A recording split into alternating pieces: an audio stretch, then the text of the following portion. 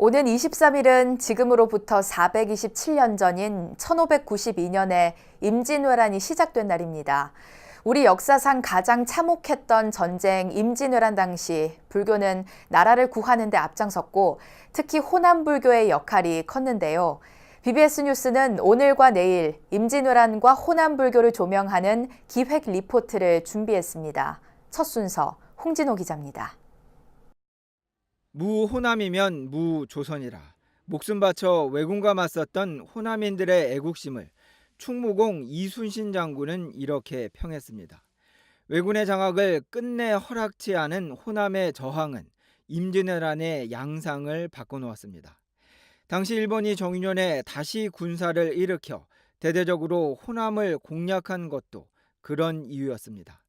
호남의 곡창지대를 지키면서 조선은 전란 내내 군량미 보급을 이어갈 수 있었습니다. 하지만 왜군의 총공세 속에 남원부에서는 군은 물론 부민까지 10,000명이 왜군에 맞서다 장렬히 순절했습니다.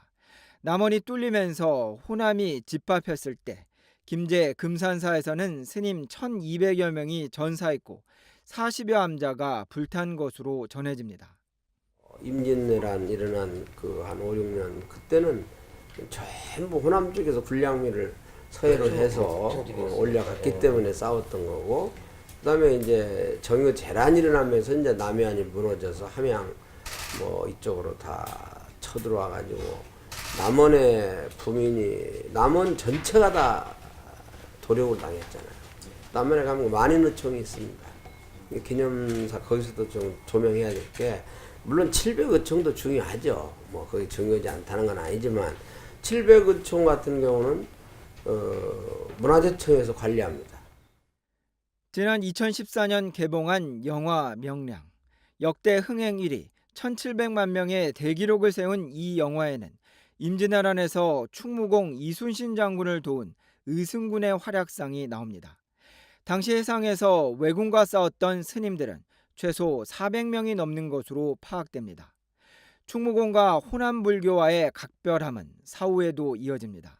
이순신 장군 사후, 호남 지역의 스님들은 당시로서는 엄청난 규모인 쌀 600석으로 노량에서 수륙제를 올렸습니다.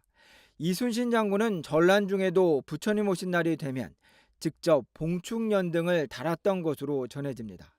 불교를 존중하고 승군을 각별하게 여겼던 것입니다. 어디다 달았을까? 어디에 가서 관등을 하셨을까? 이것도 없어요.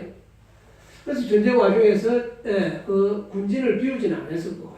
아마 군진 안에 승군들을 따로 두는 부서가 있었을까? 그래서 그 부서에 아마 세력들 모여서 하니까 총파이니까 당연히 우리 연등을 달았을 거고요.